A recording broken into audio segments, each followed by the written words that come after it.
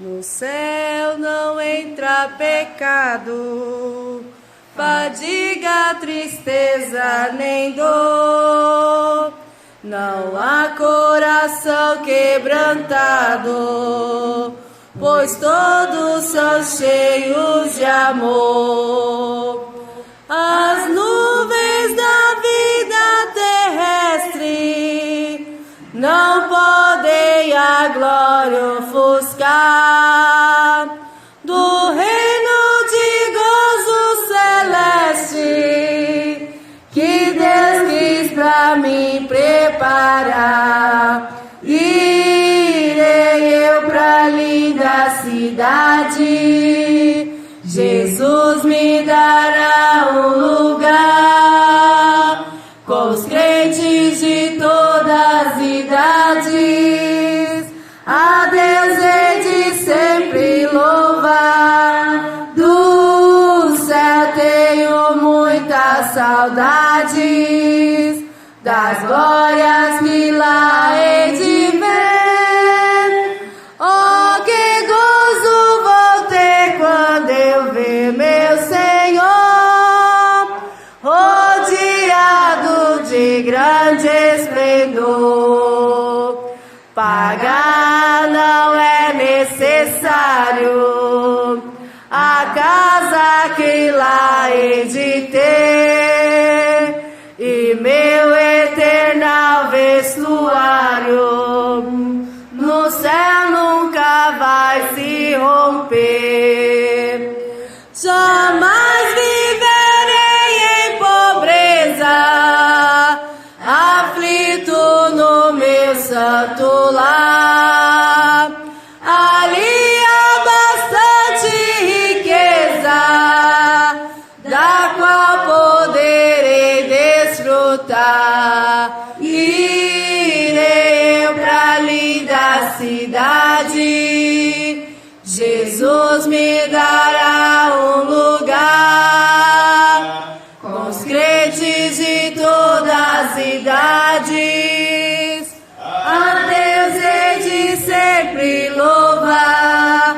Do céu tenho muitas saudades, das glórias que lá hei de ver. Oh, que gozo vou ter quando eu ver meu Senhor, rodeado de grande esplendor. No céu o luto é banido, enterros não hão de passar, sepulcros jamais são erguidos, lá mortos não vou encontrar.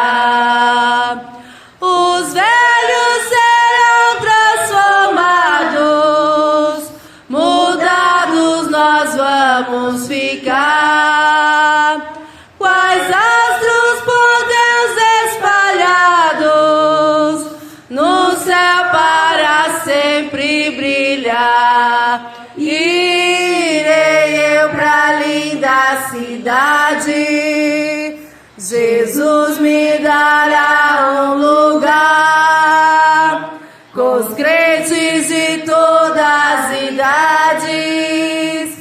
A Deus hei de sempre louvar. Do céu tenho muitas saudades, das glórias que lá hei de ver.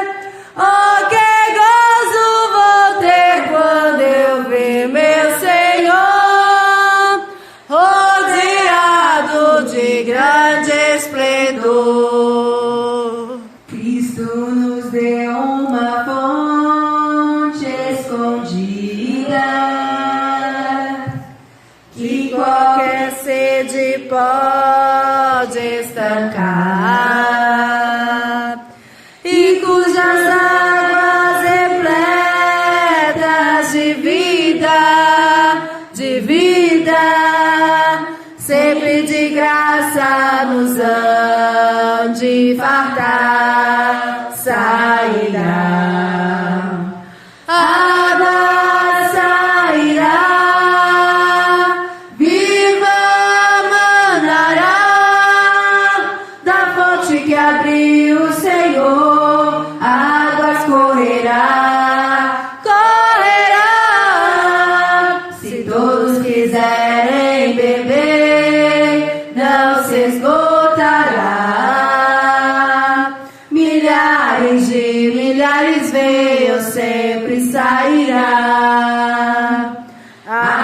muitas fontes de gozo no mundo,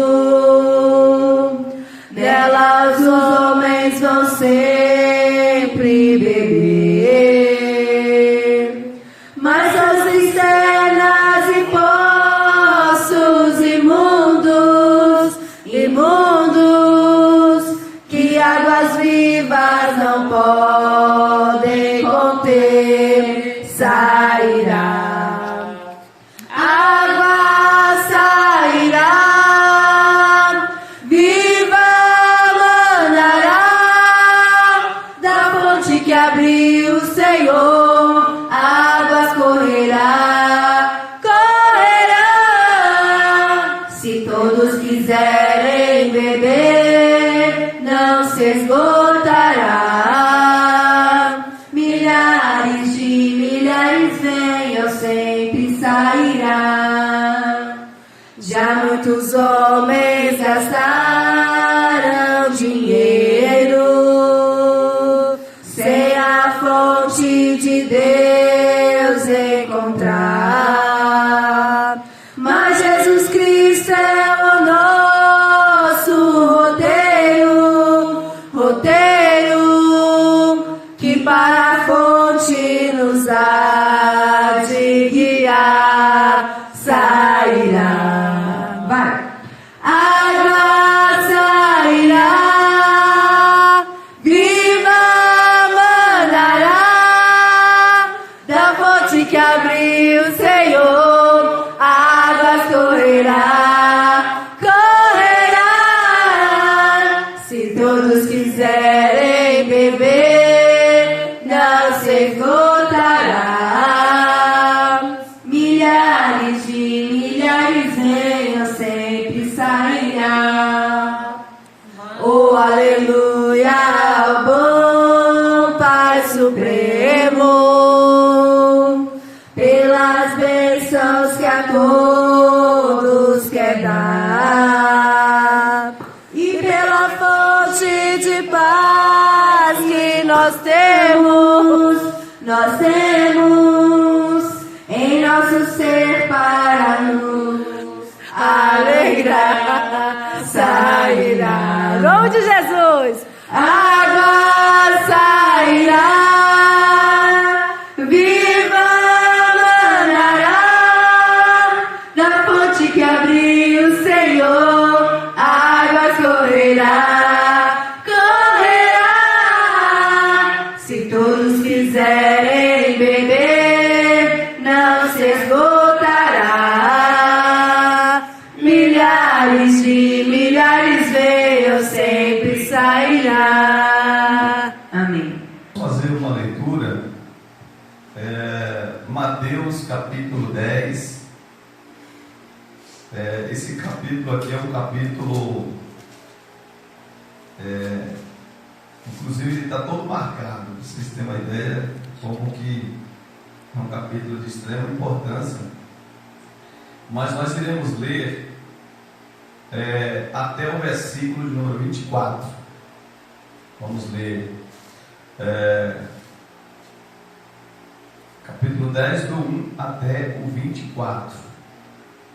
E conforme é o nosso costume, eu leio o versículo e os irmãos leiam o versículo seguinte, para a glória de Deus. Tá certo?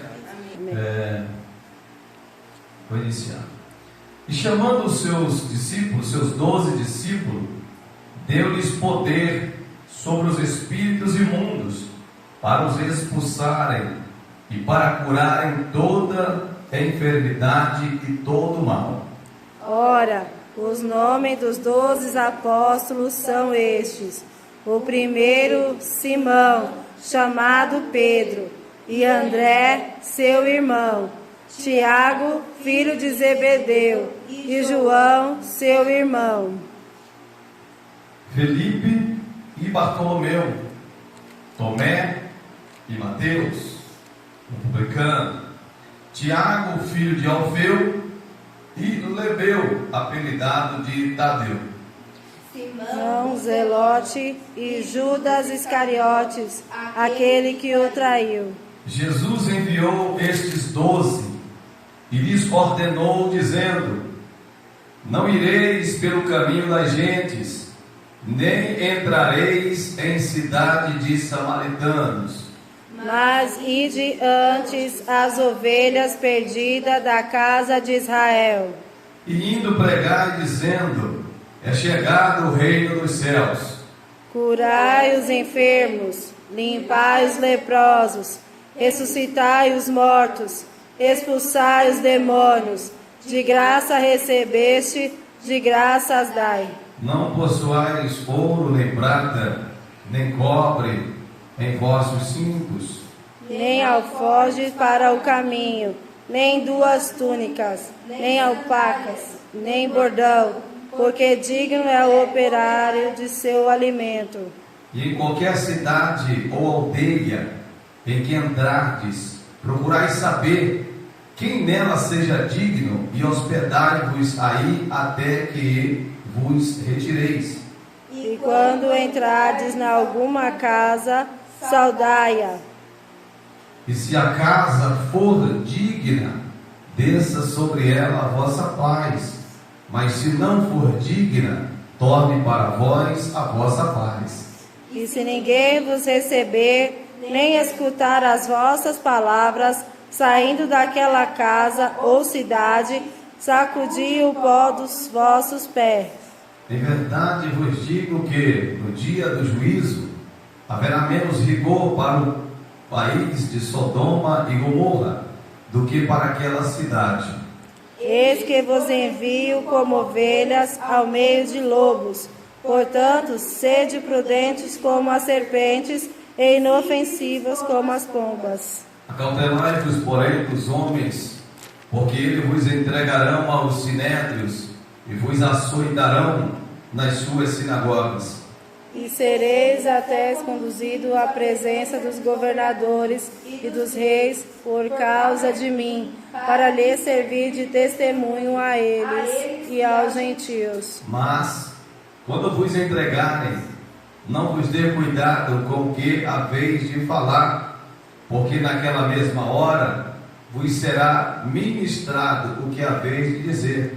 Porque não sois vós quem falará, mas o Espírito de vosso Pai é que fala em vós. E o irmão entregará à morte o irmão, e o pai o filho, e os filhos se levantarão contra os pais e os matarão.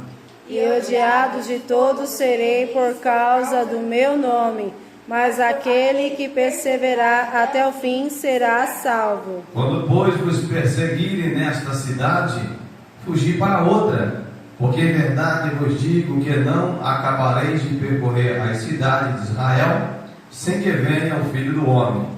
Não os discípulos mais do que o Mestre, nem o servo mais do que o seu Senhor.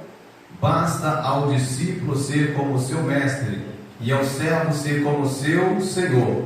Se chamaram Beelzebul ao pai de família, quanto mais os seus domésticos.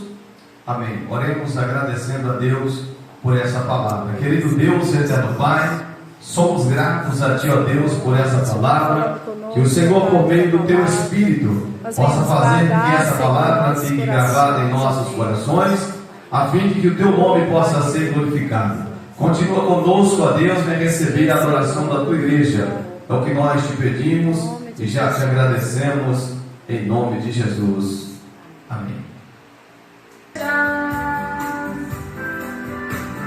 Elas são as heroínas, cheias de fé e ação. Vai aqui minha homenagem, mulher de oração. Muitas vezes são cansadas, elas não resistem não. Vão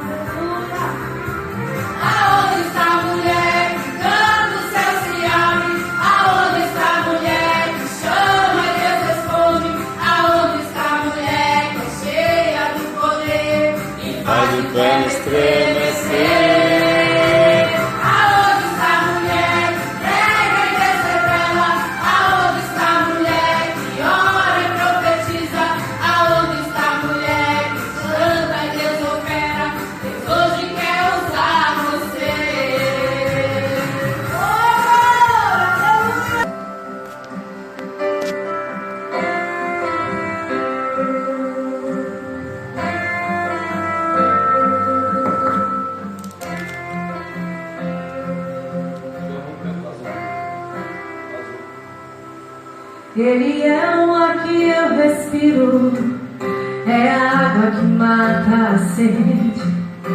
Quando estou cansado, sei, Ele é a minha rede. Aleluia! Ele é a luz do meu caminho, o sol mais lindo sempre a brilhar. Ao seu lado não corro perigo, posso confiar. Ele é Jesus, o meu melhor amigo, minha canção, Ele é o meu sorriso, é simplesmente tudo, é a razão de tudo, a esperança que me faz viver. Ele é a força que me faz vencer, é simplesmente tudo. Aleluia! Jesus pra mim é tudo.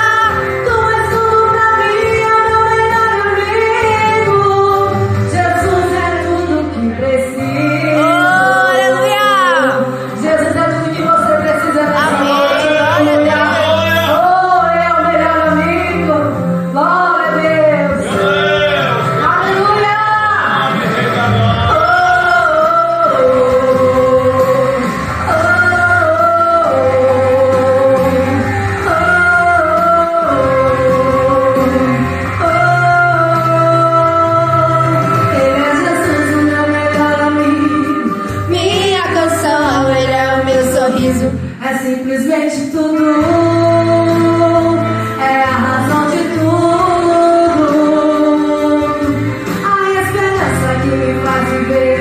Ele é a força que me faz vencer, é simplesmente tudo. Jesus pra mim é tudo. Quero viver sempre ao seu lado, caminhar em sua direção, e se acaso eu cair seguro em minha mão, tenho certeza que eu não consigo. Está gravado em minha mente e em meu DNA. Eu fui gerado, escolhido pra te adorar. Tu és tudo pra mim, é meu melhor amigo. Quero viver sempre ao seu lado, caminhar em sua direção, e se acaso eu cair seguro em minha mão, longe de ti tenho certeza que eu não consigo. Está gravado em minha mente e em meu DNA. Eu fui gerado, escolhido pra te adorar. Tu és tudo pra mim.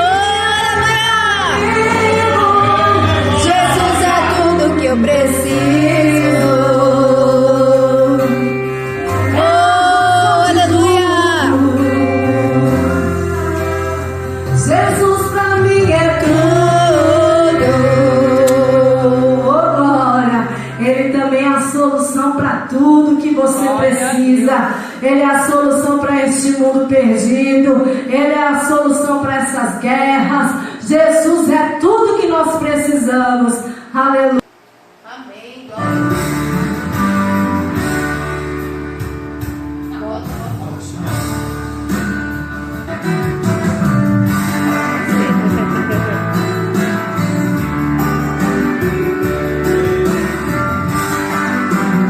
Aleluia!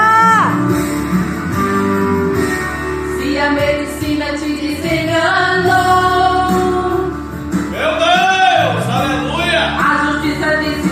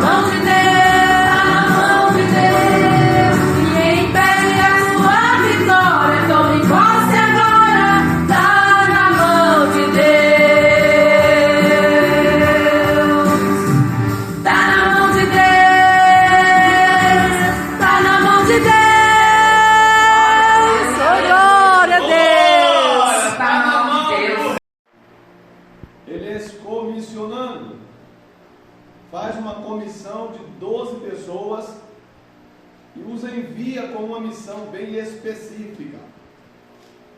Nessa missão, ele diz para os seus discípulos usarem a autoridade que há no seu nome. Esse capítulo, de fato, é um capítulo muito extenso e ele vai tratar de algumas coisas. Entre algumas coisas que ele vai tratar, ele também vai tratar sobre a questão do inferno. Depois os irmãos lerem, ele vai falar sobre a questão do inferno, quando ele fala no sentido de quem nós devemos temer. Porque os discípulos, nessa ida de pregar o Evangelho, de falar do amor de Deus, eles tinham uma diretriz. Primeiro, que eles deveriam pregar apenas para os judeus, porque Jesus, ele veio para os judeus. Assim, o evangelista João, ele narra no capítulo 1 do Evangelho de Jesus Cristo, que leva o seu nome, ele diz: ele veio para o que era seus, mas os seus não o receberam, ou seja, eles rejeitaram. Portanto, ele diz: mas todos quanto receberam, lhes deu o poder de serem feitos filhos de Deus, aos que creem em seu nome. Olha que coisa maravilhosa. Então a salvação não era para nós, a salvação era para os judeus. Devido à rejeição dos judeus, essa salvação ela se estendeu. Paulo fala aos crentes em Roma ou de Roma, ele falando sobre esse mistério, sobre esta situação, ele diz o seguinte: nós éramos jambuzeiro bravo e portanto não éramos compatível com a boa oliveira, mas Deus, pela sua infinita bondade, utilizou-se da rejeição de Israel e nos enxertou na sua boa oliveira. Olha que coisa maravilhosa. Então não era para nós fazer parte da nação eleita, do sacerdócio real, do povo adquirido. Já que éramos jambuzeiro bravo e Deus nos concedeu essa graça, ele também exige, e Pedro diz assim, que Deus ele veio buscar para si um povo seu, especial, zeloso e de boas obras. É por isso que quem afirma que pode se vir para Jesus de qualquer maneira e permanecer de qualquer maneira, que Deus só quer o coração, está redondamente enganado. Como Deus só quer o coração, se Ele quer um povo especial, zeloso e de boas obras? Se pegarmos essas características, entre elas o zelo. O zelo, uma pessoa que tem zelo, quem zela é quem cuida, quem tem zelo tem ciúme. A Bíblia diz que Jesus entrou no templo e viu os cambistas vendendo pombos, trocando coisas. Ele fez um chicote e começou a lhe dar no lombo de nego ali na porta do templo, e ele diz assim: a minha casa será chamada casa de oração, mas vocês têm feito como covil de ladrões. E também está escrito: o zelo da tua casa me consumirá. Então o zelo, irmão, o zelo não é para viver de qualquer maneira, o zelo é para viver da melhor maneira, e a melhor maneira é a maneira de Deus. Aleluia. Porque a minha maneira não presta, porque a Bíblia diz que a carne inclina-se para as coisas da carne, e quem está inclinado para as coisas da carne não pode agradar a Deus. Está em Romanos 8, se não me engano, no capítulo 6 para frente ali, vai falar que quem vive na carne não pode agradar a Deus. Portanto, é preciso andar em espírito. E Paulo diz: andai em espírito e não cumprireis a concupiscência da carne. Louvado seja o nome de Jesus. Então o Senhor Jesus, ele na sua comissão, ele prepara 12 apóstolos, ou 12 discípulos, que depois passa a ser chamado 12 apóstolos. Esses apóstolos, a palavra apóstolo quer dizer enviado, é o mesmo que evangelista, mas como eles conviveram com Cristo, então Jesus os chama de apóstolos, que futuramente passou a ser chamado as colunas da igreja, que é os pais da igreja primitiva. Estes homens que conviveram com Jesus, eles eram a autoridade máxima. Foi esses homens que foi responsável por dar veracidade aos escritos sagrados, porque uma testemunha ocular, ela tem um peso muito grande. Por exemplo, hoje se alguém vê um homicídio, ou um suicídio, ou qualquer tipo de crime, e ele dizer, eu vi, eu atesto, e se ele tiver uma outra testemunha ainda, pronto, nunca mais a pessoa se livra, porque é testemunha ocular, ele viu. E João testifica e diz, e o que escreveu estas coisas foi o mesmo que viu. Então a testemunha ocular tem um peso muito grande para aquilo a qual está sendo escrito ou está sendo dito.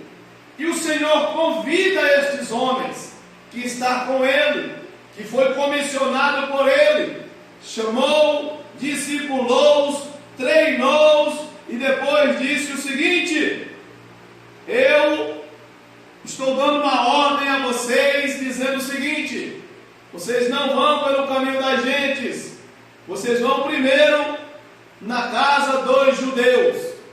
Quando vocês entrarem em uma cidade, vocês irão chegar lá e vai curar os enfermos que vocês encontrarem. Observem que a missão primária era fazer o bem sem olhar a quem, era para anunciar a chegada do reino dos céus. E ele diz: é chegado a vocês o reino dos céus. E diz o seguinte: curai os enfermos, limpai os leprosos e ressuscitai os mortos, expulsai os demônios. Aí lá no final ele diz o seguinte: para cada cura que vocês fizerem, cobre 5.000 reais. Não. Foi não? Ah, é não? Não, perdão, ele diz assim, ó: de graça recebeste, de graça dai. E aí ele diz o seguinte: quando vocês forem pregar, usem roupas modestas, não coloque nada extravagante, não chame atenção, não use ouro, não use prata, nada de luxo, vá no básico, porque ele queria, quem deveria se destacar era o poder de Aleluia! Deus, a estrela do culto glória é a Deus. Jesus de Nazaré, porque o culto é para ele. Aleluia! A gente precisa aprender muito com Jesus. E aí ele diz o seguinte, que eu acabei de citar, está no verso 9 do capítulo 10 de Mateus. E ele diz o seguinte: ó, nem carregue nada, não se preocupe nem com a comida, porque o trabalhador é digno do seu alimento, ele é digno daquilo que é necessário.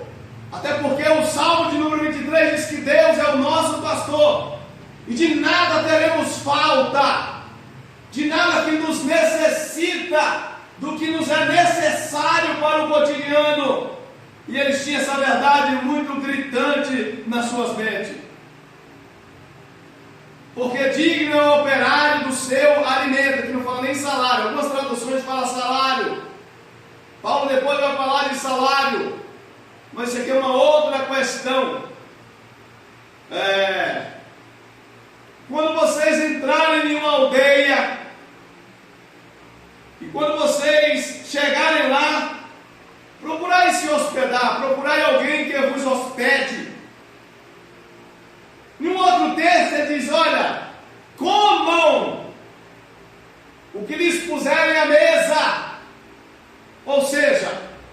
Vocês devem comer o que as pessoas têm para lhes oferecer. Ele não diz assim, escolha o cardápio. Discrimine o que é que vocês comem, o que vocês não comem. Diz, não, eles darão para vocês as mesmas coisas que eles comem. Estão vivendo um evangelho de piada, onde as pessoas que vão pregar, muitos deles escolhem o hotel que vai ficar, tem que ser 5 estrelas, as toalhas têm que ser brancas, o cardápio parece que é um batalhão que vai comer as comidas mais caras, mais chique. Mas não foi isso que Jesus ensinou, porque o foco do dinheiro é para glorificar a Deus, não é para deixar o profeta gordo. O profeta só precisa ter força para proclamar a palavra. Quando o profeta Elias estava quase morrendo debaixo de um pé de zimbro, o Senhor deu para ele um pão assado na brasa e uma botija de água. Na primeira vez, na segunda, ele disse, levanta, come, bebe, porque a tua caminhada será longa. Aleluia. E Deus poderia fazer o que fez no Ribeiro, que mandou o povo levar pão e carne, mas ele disse, não, aqui é pão e água mesmo, nada de sanduíche, agora é pão seco com água e vai ter que caminhar para fazer a minha vontade. Isso é evangelho, irmão. Isso é o evangelho que Jesus ensinou, para a gente se preocupar com as almas, se preocupar em entrar nos lugares e fazer com que o reino dos céus chegue até aquelas pessoas. É você chegar e dizer assim, ó, chegou o valente, chegou o mais forte, chegou o todo-poderoso. E ele prova quem é, fazendo o quê? Curando os enfermos, limpando os leprosos e expulsando os Aleluia! demônios. Glória a Deus. Quando Jesus falou dessa questão dos demônios, ele dá um exemplo, ele diz, ninguém pode entrar na casa de um valente e dominá-lo sem ser mais valente do que o valente e desarmá-lo e dizer, agora quem manda aqui sou eu. E Jesus está falando que ele é esse valente. E ele diz que no nome dele nós expulsaria os demônios. Por isso que o crédito não é de quem expulsa o demônio. O crédito é que no nome de quem se expulsa o demônio. Jesus disse, em meu nome expulsarão os demônios. Ele não disse assim, ó, se você jejuar muito, você expulsa demônio. É preciso existir um preparo? Sim. Existe uma casta de demônio que Jesus disse que só sai com jejum e oração? Sim. Mas houve outros que estavam curando e expulsando demônios em nome de Jesus. E não estava servindo a Jesus, seguindo o apostolado. E alguém até se indignou e queria que descesse fogo do céu para consumir eles. Mas Jesus diz o seguinte, quem não é contra nós é a favor de nós. Ele estava fazendo o quê? Expulsando o demônio e curando enfermo no teu nome. No meu nome. Ele disse, olha, ninguém que faz o bem em meu nome se lança contra mim. Pode deixar isso. Então Jesus disse, pode ficar tranquilo. Certo? Porque eu sabia se era no nome de Jesus. No nome de Jesus. O demônio não sai no nome de outra pessoa. Tentaram fazer isso, pois Paulo diz assim, ó, se eu não me engano, aos filhos de Cefas, e ele diz assim, ó, alguém estava endemoniado, e ele disse, desconjuro-te em nome do Jesus que Paulo prega. Ele não conhecia quem era Jesus. A pessoa nem conhecia. Ouviu dizer que Paulo expulsava o demônio no nome de alguém. E aí o demônio fala o seguinte, eu conheço a Jesus e sei quem é Paulo. Irmão, vale a pena lembrar que o demônio também te conhece, assim como Deus também te conhece. Tá certo? Então é muito importante que nós tenhamos comunhão e intimidade com Deus. O demônio conhece Jesus e sabe muito bem quem somos nós. É por isso que ele só prepara os pratos que vai atingir nós em cheio. É por isso que temos que vigiar 24 horas por dia. Porque ele está ali ao nosso derredor, viu?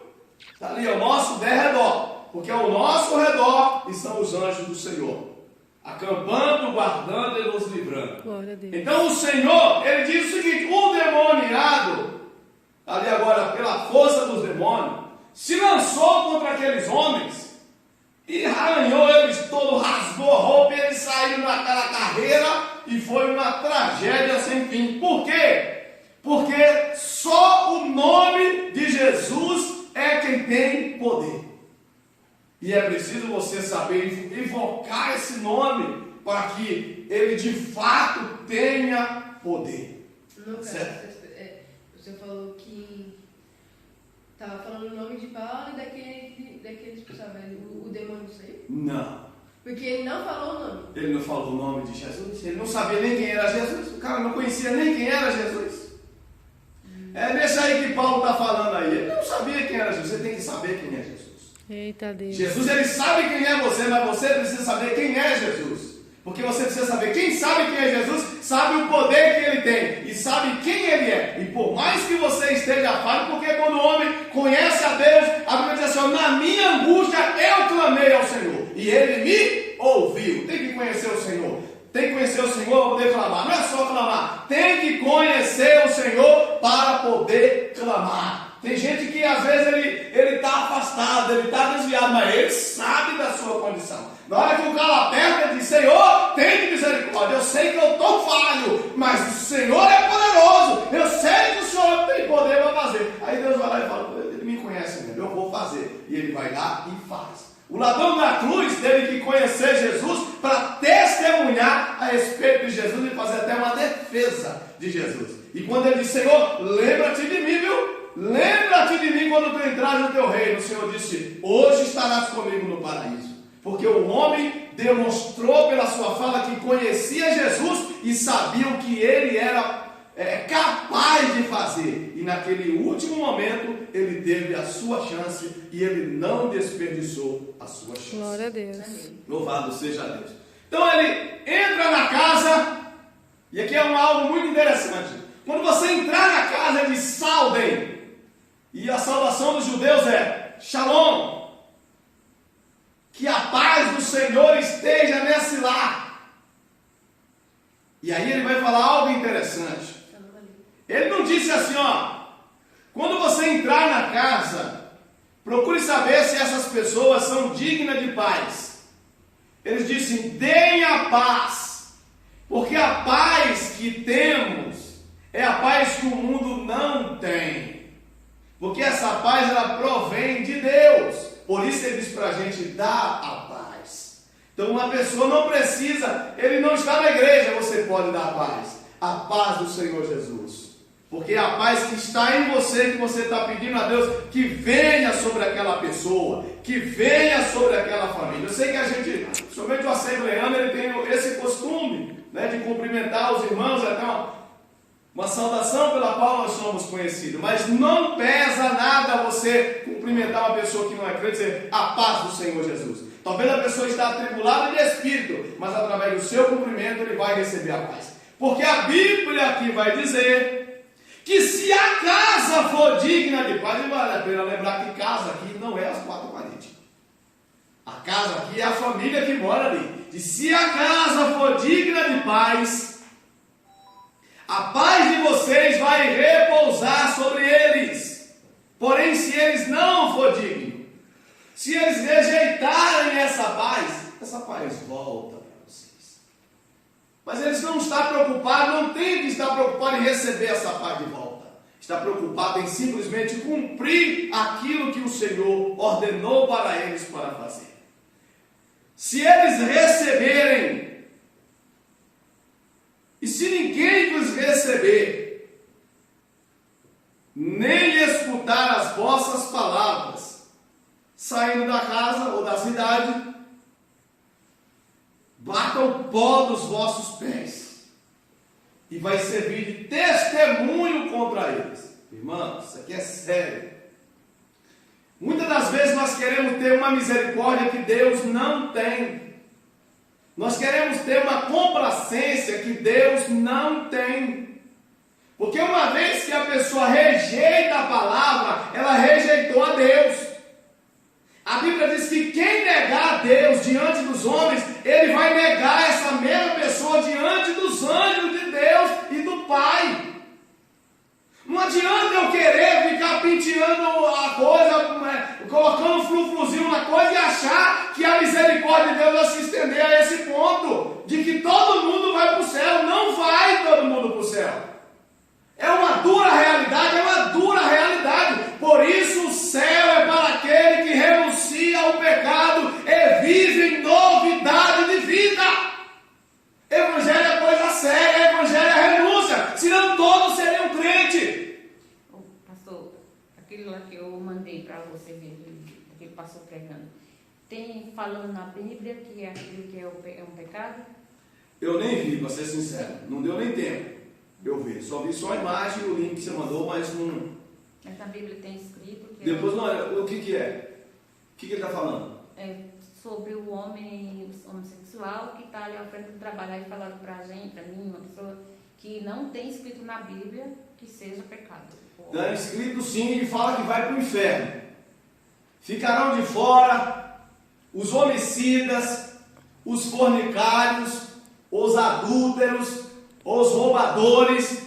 No Velho Testamento, um homem que se deitava com um homem tinha que ser apedrejado, tinha que ser morto. É abominação diante do Senhor. Romanos 1 está escrito que é abominação, que é algo abominável, é algo detestável. Deus queimou, fritou uma cidade inteira por causa do homossexualismo. E Deus, não adianta dizer que o Deus do Novo Testamento é light, o Deus do Velho era cruel. Não, o Deus do Velho Testamento era brabo, e o Deus do Novo mais brabo ainda. Por que eu digo isso? Preste bem atenção aqui. Não sei onde vai chegar esse negócio aqui, mas preste bem atenção. O Deus do Velho Testamento, isso aqui é Bíblia. Você pode estranhar meu jeito de falar, mas isso aqui é Bíblia. Preste bem atenção. A Bíblia diz que quem se deitasse com um homem deveria ser morto. Assim, quem se deitasse com um animal, ou quem se deitasse com uma parente, deveria ser morto. Isso é Velho Testamento. Tinha que ser pego no ato. Legal? Beleza. Esse aí, vamos dizer, é o Deus cruel do Velho Testamento. Agora eu vou falar do Deus light do Novo Testamento. Beleza? Já que o Deus do Novo estão dizendo que ele é light, eu vou falar do Deus do Novo. Esse é light. O Deus do Velho tinha que ter 2 ou 3 testemunhas para condenar alguém. Não era só, o fulano eu acho. Não. Acho não conta. Tem que ter testemunha. O fulano adulterou. Tem que ter testemunha. Se não tiver testemunha, não valerá. Tá certo? Beleza. Agora, o Deus light do Novo Testamento, ele diz assim, qualquer um que atentar na sua mente, no seu coração e desejar a mulher do próximo, já cometeu adultério com ela. E aí? E o adúltero vai para onde? O inferno mesmo. Então ele está dizendo o seguinte: o Deus light do Novo Testamento condena o meu pensamento. O Deus do Velho era apenas ato consumado. Mas por que o Deus do Novo Testamento já condena o pensamento? Porque ele disse, havendo a concupiscência concebido, ou seja, eu penso, eu almejo, e ele diz, depois joga para o coração, havendo a cobiça concebido, dá luz ao pecado, ou seja, fica gestante, e o pecado consumado gera morte. Então, Jesus ele veio dizer o seguinte: eu vim combater o mal no seu nascedouro. E onde que o pecado nasce? Na mente. Então, o Deus do Novo Testamento é tão cruel quanto do Velho. se é para falar dessa forma. Não se trata de crueldade, porque o que Deus aborrece é o pecado. Como não tem como dissociar o pecador do pecado, então Deus aborrece tanto um quanto o outro, porque eu só conheço o pecado através do pecador. Alguém me mostra aí, alguém conhece a senhora iniquidade? Alguém conhece a senhora prostituição? Ela mora onde? Onde é a casa dela? Não existe. É subjetivo. A prostituição se revela quando há uma transgressão entre dois casados, ou um casado e o outro não casado, onde há o ato consumado. Por isso a Bíblia diz, havendo a concupiscência concebida, damos o pecado sendo consumado gera morte. E essa morte primeiro que gera é aquela que virou lá no Éden, a morte espiritual. A morte que separa o homem de Deus. Depois ela, como consequência da morte espiritual, veio a morte física. O homem agora teria uma quantidade de anos. E ao longo dos anos ele foi diminuindo. O pecado leva o homem à morte. Paulo fala isso. O salário do pecado é a morte. Depois, por fim, nós temos a morte eterna.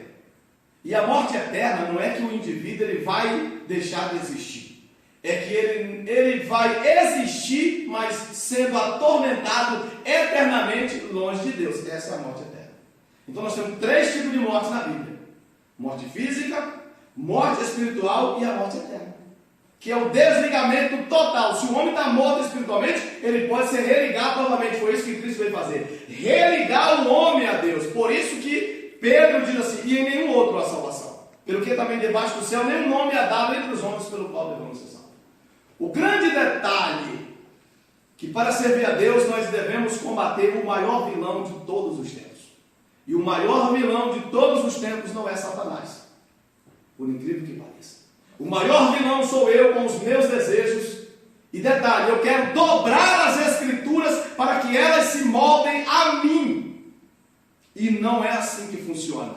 Jesus, quando ele iniciou o seu ministério, ele disse, aquele que quiser vir após mim, renuncie a si mesmo. Tome a cada dia a sua cruz e siga-me. Nós pregamos um Deus todo-poderoso. Um Deus que pode fazer qualquer coisa. Se esse Deus todo-poderoso, e eu quero abrir esse parênteses aqui, para que reflitamos, se Deus apoiasse o relacionamento entre pessoas do mesmo sexo, por que Ele não criou 2 pessoas iguais no Éden? Por que Ele não criou 2 Ivo, ou 2 Adão e Ivo? Ele criou Adão e Eva. Ou por que Ele não criou Eva e Ivo? Ou Eva e Iva? Seja lá como for. Ele criou Adão e Eva. Criou macho e fêmea. E disse, enchei a terra, multiplicai, povoai-a. Então, é o que Deus fez. Ele fez aquilo que é natural. E eu preciso me dobrar diante de Deus. Se as pessoas têm as suas preferências, que elas tenham. Mas saiba que Deus abomina tais práticas. E em Romanos 1, a Bíblia diz que Deus abomina tanto. Então depois eu não vou ler, porque senão eu vou tomar muito tempo aqui. Eu quero finalizar aqui. Romanos 1, quem quiser ler, lê o capítulo inteiro. Essas práticas homoafetivas, nem sei como é que chama exatamente esse nome, dá sempre uma confusão. Enfim, mas acho que é homoafetiva. A Bíblia diz que Deus abomina de tal forma que Deus entregou os seus praticadores às suas próprias paixões. E ele diz que eles cometem torpeza. Romanos 1, 24. Hã? Romanos 1, Romanos 24. 1, 24. Que beleza. É bom pregar num lugar que as pessoas conhecem a Bíblia. Então vamos lá. Romanos 1, 24 diz, pelo que também Deus os entregou às concupiscências do seu coração, a imundícia, para desonrarem o seu corpo entre si. Vamos levar um pouco? Pois mudar a verdade de Deus em mentira, e honrar e servir mais a criatura do que o contigo eternamente. Amém. Pelo que Deus os abandonou as paixões infames, porque até as suas mulheres, aqui não tem como nem as suas mulheres mudaram o natural do contrário à natureza. O que é contrário à natureza, hein? Quando você vê uma mulher, ela tem um órgão genital diferente do homem. Deus fez diferente. A mulher tem útero, o homem não tem. A mulher gera, o homem não. Mas a mulher não gera sozinha, a mulher precisa do homem. Por que será? Então vamos seguir. Pelo que Deus abandonou as paixões infames, porque até as suas mulheres mudaram o natural, no contrário à natureza. Semelhantemente também os varões, ou os homens, deixou o uso natural da mulher, se inflamaram em sua sensualidade uns para com os outros, ou seja, homens para com homens e mulheres para com as mulheres, varão com varão, aqui ele cita bem claro, homem com homem, macho com macho. Eu aprendi que mulher com mulher dá jacaré e homem com homem vira lobisomem, cometendo torpeza e recebendo em si mesmo a recompensa que convinha ao seu erro. Então agora vai o café aqui, vai a cereja do bolo. Se você quiser conviver, assumir um relacionamento homoafetivo, você pode. Mas saiba que terá uma consequência diante do Criador, pois está escrito que Deus fez com que essas pessoas obtivessem a recompensa que convinha ao seu erro. E como eles não se importaram de ter conhecido a Deus, porque essas pessoas conhecem a Deus, assim Deus, preste bem atenção, Deus os entregou um sentimento perverso. Olha só, isso aqui não sou eu que estou dizendo, é a Bíblia. Para fazerem coisas que não convém. Então, relacionamento homoafetivo não convém. É Bíblia isso aqui. E Deus abandonou essas pessoas, viu? Deus entregou, aí, vocês fazem o que vocês quiserem, mas vai ficar longe de mim por toda a eternidade. Mas Cristo, Ele veio intermediar isso. E Ele diz o seguinte: aquele que confessa e deixa alcança misericórdia. Aquele que abandona o pecado, aquele que renuncia a si mesmo. 2 Coríntios 5,17. Assim que se alguém está em Cristo, nova criatura é. As coisas velhas já passaram, eis que tudo se fez novo. Olha que coisa linda. Então tem que renunciar ao pecado.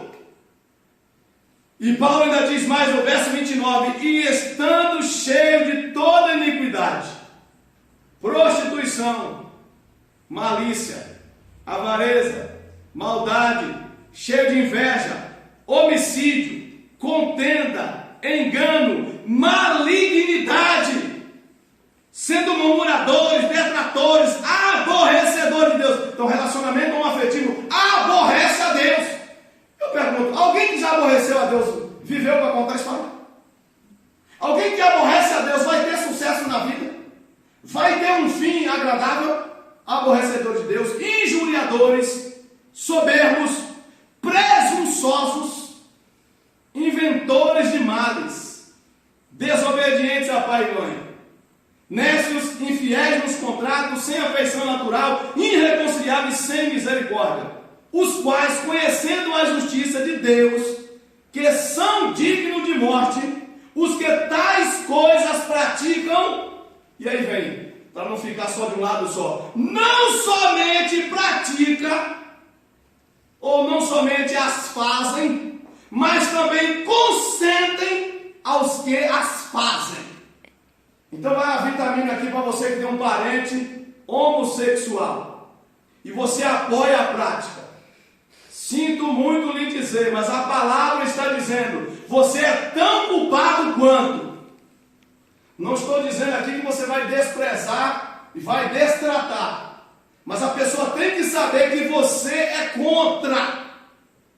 Você recebe como filho, recebe como filha, abraça e beija, mas você condena a prática, porque Deus condena.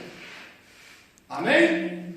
Guarda isso aí no coração, em nome de Jesus, porque é chumbo grosso, mas aqui é Bíblia Sagrada. É a Bíblia que está dizendo. Quem não gostou, vá orar a Deus. Vai falar com Deus. E se Ele te responder diferente disso aqui, não é Deus. Porque Deus não muda a palavra. A palavra está escrita, está dita. É os homens que querem mudar. Tá certo? Então que nós possamos pedir ao Senhor que Ele nos dê graça para, em meio a uma geração perversa, uma geração pecaminosa, sejamos luz. Quando Jesus inicia o seu ministério, ele diz para os seus discípulos: vocês são luz, vocês são sal, e o sal é o que dá o sabor. E se vocês se tornarem insosso, como diz o baiano, a Bíblia diz insípido, se vocês perderem a propriedade que salga, vocês não prestarão para mais nada, senão para ser pisado pelos homens. Eu quero finalizar aqui, pois não vai dar para eu concluir esse pensamento que eu iniciei, falando sobre a comissão que Jesus fez com os seus discípulos. E eu paro aqui no verso de número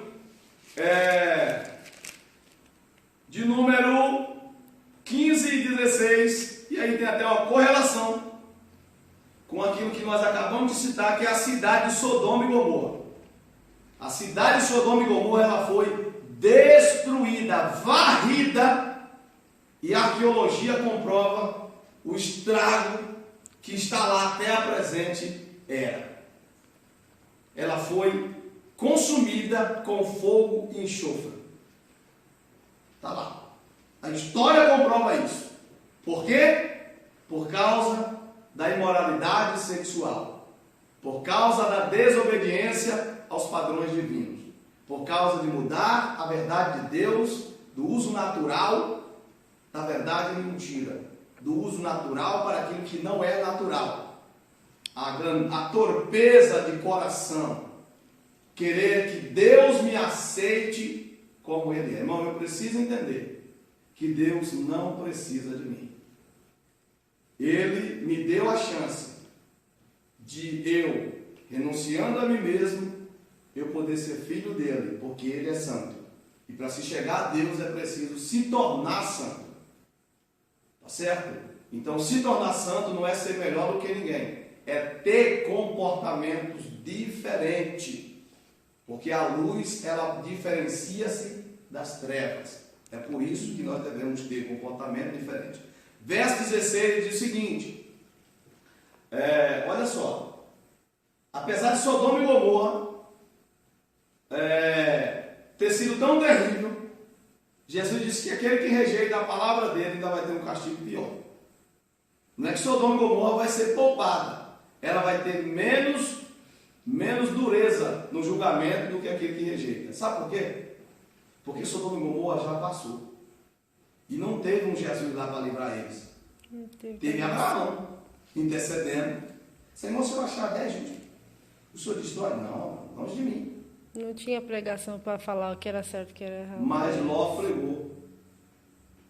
Judas, se eu não me engano, fala que ele aborreceu a sua alma justa, pregando para aquelas pessoas. E quando no episódio, há um episódio que eles falam assim: você queria ser juiz de nós? Então ele batia de frente com aquele sistema. Quando os anjos chegaram, os anjos queriam abusar dos homens. E ele disse: eu dou as minhas filhas. Ao contrário. Os anjos não, os homens. Os homens queriam abusar dos anjos. E ele disse o seguinte: não, eu dou as minhas filhas. Não. E se você continuar assim, vai ser pior para você agora. E aí é obrigado a haver uma intervenção divina. Então observe a que nível chegou Sodoma. Mas a Bíblia diz que aqueles que rejeitarem a Cristo terão aí uma punição maior. Por quê? Porque o homem não vai para o inferno pelo pecado que cometeu. Ele vai para o inferno pela oportunidade que ele rejeitou, que é a graça. poucas pessoas entendem a graça. A graça ela não pode ser compreendida com raciocínio humano. A graça ela só pode ser compreendida por uma pessoa espiritual. Porque a Bíblia diz, Paulo fala assim, onde abundou o pecado, superabundou a graça. Então não é a quantidade de pecado que leva o homem ao inferno. O mentiroso vai para o inferno tanto quanto o assassino. Um assassino em série, um serial killer, vai para o inferno e o mentiroso também vai no mesmo caminho.